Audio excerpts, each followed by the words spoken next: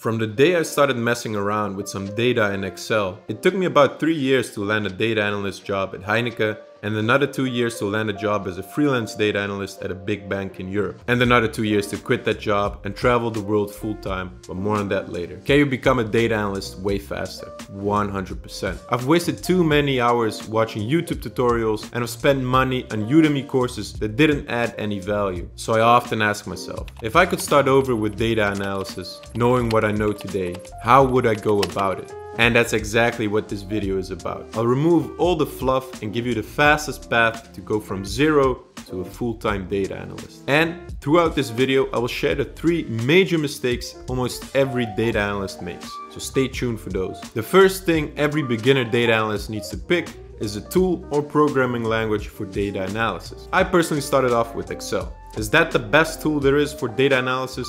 No. If I could go back in time, would I have started with something else? Also no, because apparently getting good at Excel was enough for my first data analysis job. And I personally recommend every single data analyst to start off with Excel. It's easy to learn, used in almost every company, and it has a wide range of applications for data analysis. But this is also its pitfall. Although you can do a lot of different things in Excel, it's not designed specifically for data analysis, meaning it has its limitations. You want to work with a very large data set? Well, good luck not punching through your computer screen after Excel crashes for the 27th time. Excel is perfect for starting out, but once you've mastered Excel, it's time to move on to the more serious tools. And the most logical tool to learn next is SQL. Next to Excel, it is apparently the second most requested skill in data analyst job openings. Huge thanks to Barousse for actually scraping a lot of LinkedIn job openings to come up with these facts. You're a legend, man, thank you. What up, then, nerds? And the reason SQL is so in demand is because it doesn't have the same limitations as Excel. Why is my accent suddenly changing to southern? I don't know what. With SQL, you can extract, transform, and load very large data sets. But the best thing about it is that SQL has its own very easy to use programming language. It's a great tool to add to your skill set as a data analyst while also being a great stepping stone to some more serious programming. But before we get to that, every data analyst needs a visualization tool. There are dozens of BI tools out there, but having worked for multiple companies and projects and having looked at probably hundreds of data analyst job openings, I've come to realize that the majority of companies are looking for people with experience with Tableau, Power BI, and ClickView. Here's the pros and cons of each so you can decide which suits you best. Power BI is part of the Microsoft stack, so it works smoothly with Excel and SharePoint. Besides that, it has a free version, and even the paid versions are relatively budget friendly compared to the other BI tools. Next up is Tableau. Tableau is a BI tool with more extensive data visualization capabilities than Power BI. It seems to be just a bit more in demand in the job market than Power BI. It comes with a much higher price tag though, making it harder to learn if you're starting out by yourself. And then there's ClickView, using in-memory technology, making it a super fast and responsive way of doing business intelligence. But also a pretty high price tag, and also it's less in demand than Tableau and Power BI. I personally picked Power BI as my BI tool, although it might not be the fastest BI tool out there or the one with the most extensive capabilities. In my opinion, it can give you the most bang for buck when it comes to becoming a full-time data analyst. Before we move on to how to actually get good at data analysis and land that first job, there's one more thing we need to do as a data analyst. After you've mastered a BI tool, it's time to get into the more advanced analytics. I'm talking about which programming language to use when it comes to data analysis or data science. Software developers and programmers get to choose between Java, JavaScript, Ruby, C#, Python, R, C, C++, and many more. Luckily for us data analysts, we only have to choose between 2 programming languages,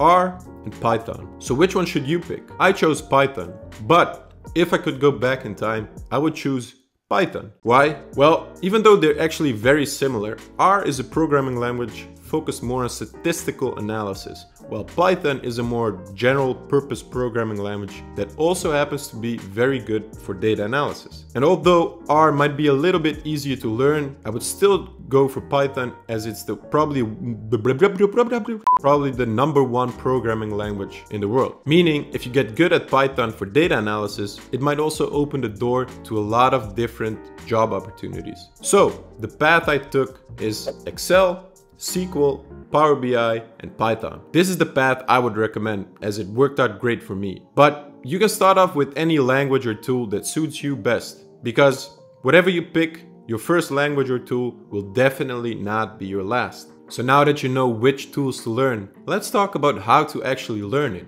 And this is where beginners make their first major mistake. The mistake most beginners make is that they try to learn by watching others. This is how most people learn data analysis. Some people go to Udemy and watch multiple 20+ hour courses and probably not even finish all of them. Or they watch YouTube videos watching other people analyze data. But without actually writing code or analyzing data themselves, they give themselves a false sense of progress. Because analyzing data in your head is very different from actually doing it. Why did I do this? Data analysis in your head is very different from actually analyzing data, stumbling upon faulty data, and debugging for hours. So what is the right way to do it? The answer is very simple. Learn by doing. You just need to get the reps in and start coding and analyzing data by yourself. For Excel, I would recommend a website called excelpracticeonline.com, a free website where you learn to use Excel by doing, from the basics to the most advanced functionalities. For SQL, I would recommend the website w3schools.com/SQL. For Power BI, I would recommend DataCamp. There's free courses and also paid ones. For Python, you can go to this free website called learnpython.org. Whether you're practicing every day at your current job so you can make that switch to a data analysis career, or whether you're still studying, you need to practice every single day. Only this way will you experience what it's actually like working as a data analyst. Only then will you learn what it's like to debug your own code or formulas. Because, to be honest, that's what you will spend the most time on. Debugging faulty code or correcting faulty data. Being a data analyst is awesome. But this is also the second major mistake most beginners make. They try to solve every problem themselves. The fact is, that error you just got in Power BI, there's a very big chance someone already has experienced exactly the same error as you. And that's good news for you, because now you don't have to look for the cause of the error. You just have to copy part of the error message in Google, and you probably end up on some Stack Overflow site where someone explains exactly how to solve this error. Let's be honest, copying code from Stack Overflow is like 80% of any developer, programmer, or data analyst job.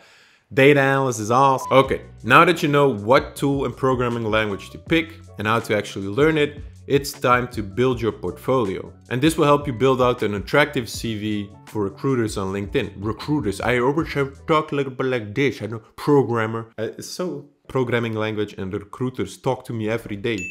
Now, if you have a job where you can apply data analytics already, then do so right away. If you don't really do anything data analytics related, like sales for example, then try to build a report or a dashboard showing some key metrics or KPIs that you can show to your manager. He will appreciate it, and you will get to learn your data analysis skills. And if you can't apply to your current job, or if you're still studying, then start a project on your own at home. Because in the end, it's about getting that data analyst job. And the best way to do that is as follows. Pimp up your LinkedIn profile. I've made a video before where I gave my top 5 LinkedIn profile tips to attract recruiters on LinkedIn, and I'll summarize it here for you. Make sure you put data analyst in as many places as you can in your profile. LinkedIn is a search engine, and if recruiters search for data analyst, you want to be found. You want to be on top of that list. So make sure your header contains the word data analyst. In your work experience, if you've done something data analyst related, put in the keyword data analyst. Once your LinkedIn profile is set up, there's 2 things you can do. Start applying to every single data analyst job you can find on LinkedIn or any other job platform. Or the second way, which I prefer, is if you've set up your LinkedIn profile correctly, then recruiters will soon start hunting you. They will invite you to job interviews for data analyst positions. Which brings me to major mistake number 3. Don't quit. Well, do quit. Let me explain. You see, the second best decision I have ever made in my life was becoming a data analyst. And to become one yourself, the only thing you have to do is don't quit. Whether it will take you 1 week, 1 month, or 1 year, if you keep applying, if you keep improving your skills, updating your CV, you will land that job eventually. And trust me, once you do land that first data analyst job, a world of opportunities will open up for you. You can grow your skills into a senior data analyst or become a freelance data analyst. Or what I eventually did, quit my job as a data analyst. The single best decision in my life was quitting my job as a data analyst. You see, becoming a freelance data analyst gave me the resources to quit my job and pursue a completely different career, creating my own brand while traveling the world. Do not subscribe to my YouTube channel. I'm 100% serious. If you're looking for advice and tips on how to become a data analyst and how to build a data analyst career for the rest of your life, then I would recommend subscribing to Luke Barousse. What up, then, nerds? As he makes way better videos than me. But if you view being a data analyst as a stepping stone to creating a life you want, your dream life, whatever that might be for you, then you might want to subscribe as I share my personal lessons on this journey from a 9-to-5 to a dream life. Watch this video next to learn what made me quit my 6-figure job to start YouTube. Cheers!